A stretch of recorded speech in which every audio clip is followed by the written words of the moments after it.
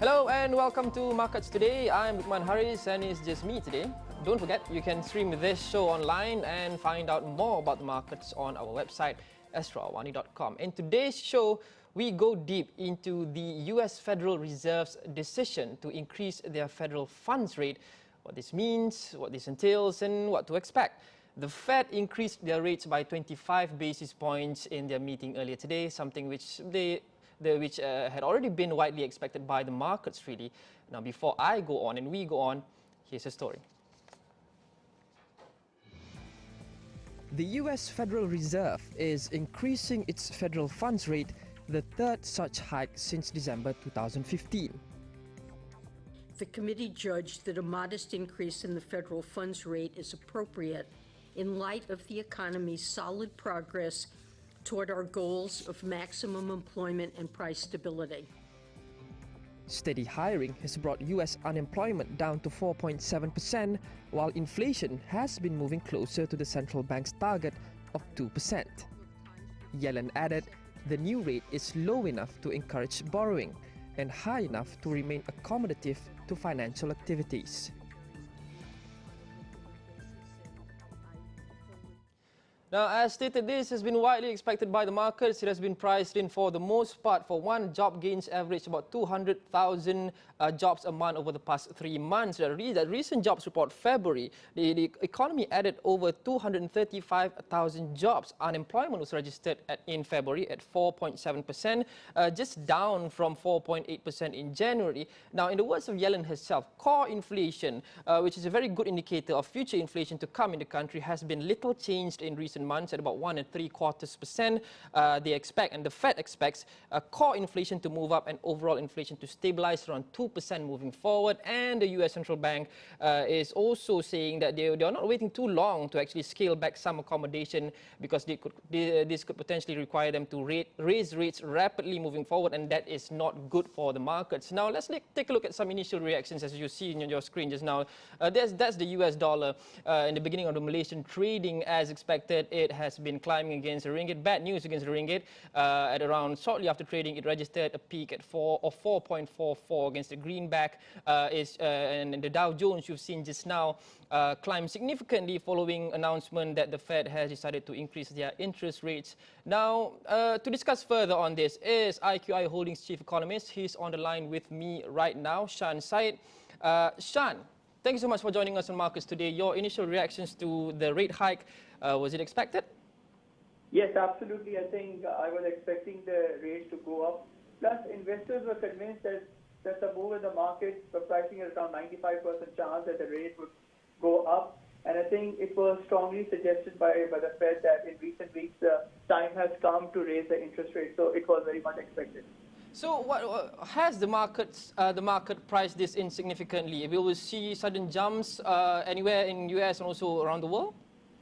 I think the markets have taken a very balanced view because previously there was a very hawkish communication strategy by the Fed, but with this interest rate hike and with Janet Yellen saying it's a very, I would say, a dovish tightening of monetary policy. So I think overall the Fed has taken a very measured tone and neutralizing the policy stance, and it has calmed the investors. If you see, the market jumped up not much. It was a very insignificant jump, so the markets have taken it quite calmly. So even before the rate hike, right, ever since Trump got elected, the Dow Jones has reached new highs, the dollar has also climbed significantly. So now with this, where do you think those two are heading, the Dow Jones and the greenback? Do you see them breaking records? I think as of yesterday, you see S&P 500 increased 0.7%. Nasdaq went up by 0.6%, and Dow went up by 0.5%. But at the same time, on the other hand side, the yield of 10 years went down. Right now, it's trading at 249, and US dollar went down.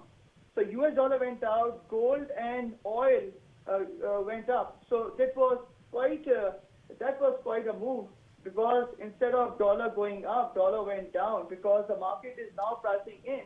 Because Janet Yellen is saying that it will be a very cautious interest rate. It will not be very, very aggressive. Now, I think talking about the Fed's monetary policy going forward, obviously Janet Yellen and co has to work well with U.S. President Donald Trump and his Treasury Secretary Steven Mnuchin to make sure that any policies taken work moving forward, right? So before we move forward, let's just listen to what Yellen has to say on Trump and Mnuchin. I fully expect to have a strong relationship with Secretary Mnuchin. We've had very good discussions about the economy, about regulatory objectives, the work of the FSOC, global economic developments, and I look forward to continuing to work with him. I was introduced to the president. I had a very brief meeting and appreciated that as well. All right, the ever diplomatic Yellen. But on the other hand, let's see what Trump has been saying about her. The president has been awfully critical of Yellen, saying that she is political. The moves that the Fed has been taking are political. He's been saying this since the campaign trail. And it begs the question of whether these three, especially if not more, Trump, Yellen, the Fed, and also Steven Mnuchin, would work well, would butt heads a lot on monetary policy going forward in the Uncle Sam country. Now, Shan, I would love to get your opinion on this, but we'll have to go for a short break. After this, we'll talk about that, and we'll talk about what this Fed rate hike means for us in Malaysia and also for emerging economies. We'll be back on Market Studio.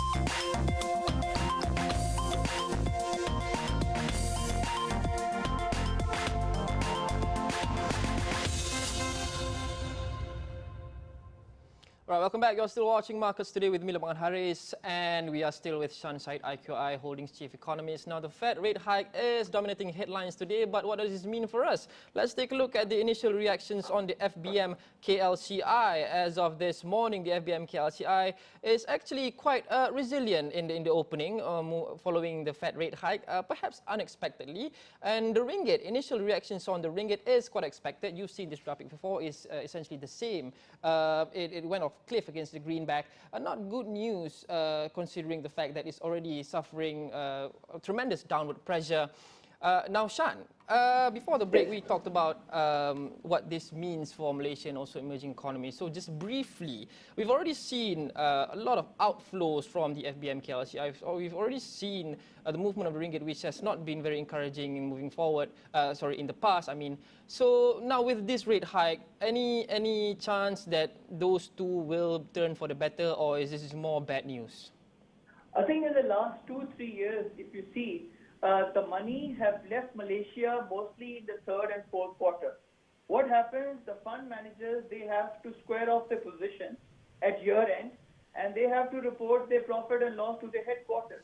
So when the money leaves Malaysia by third quarter or fourth quarter, it doesn't really surprise me. But I don't know why some Western media and why some people, they always overreact to ringgit depreciation. If you look at it post Donald Trump election, all the currencies in ASEAN went down.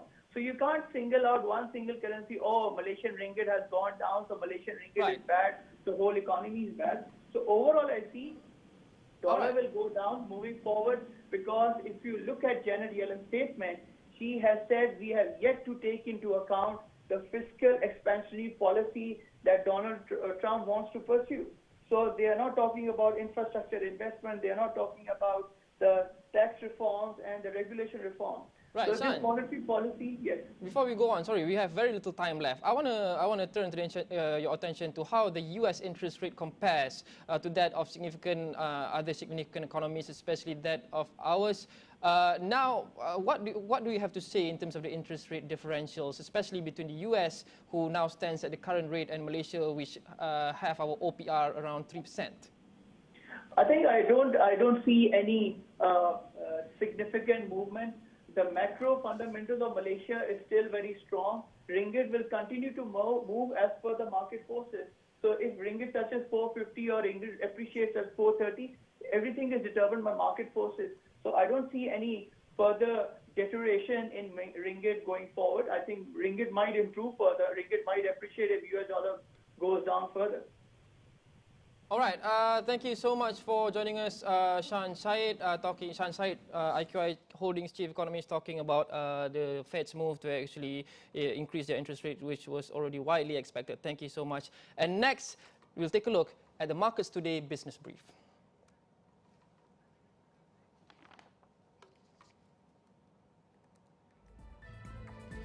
Now, the Fed's rate hike has prompted numerous reactions from its counterparts from around the world, most of which are following suit. China's central bank raised short-term interest rates by 10 basis points to 3.05% just hours after the Fed announced the decision. Also within hours of the US central bank's announcement, 4 Gulf central banks raised interest rates despite the economic slowdown in the region, calling for loose monetary policy. Saudi Arabia, the UAE, Kuwait and Bahrain said they are all lifting rates by 25 basis points. Bucking the trend, however, is the Bank of Japan, who opted to keep its rates unchanged.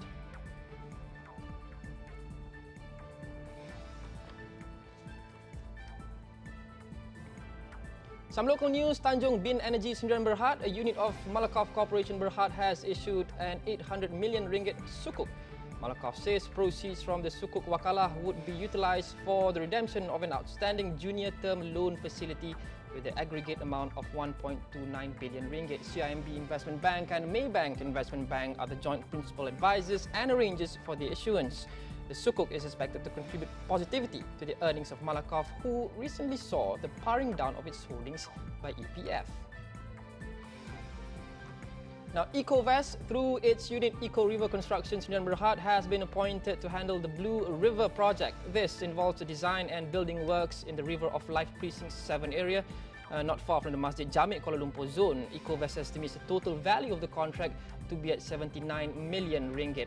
The company has a 60% stake in Eco River Construction, with Malaysian Resources Corporation Berhad, or MRCB, holding the remaining 40%. EcoVest's stock price rose 2.2% in morning trading today, following the news. And the European Commission has given the green light to AT&T for its planned acquisition of Time Warner, America's second largest wireless carrier. The acquisition, valued at $85.4 billion, was widely expected to be cleared in Europe. However, it still has to obtain approval from the US Department of Justice. The proposed acquisition has come under intense scrutiny, most notably from US President Donald Trump, for possibly violating competition rules. AT&T said the deal is expected to close by the end of the year.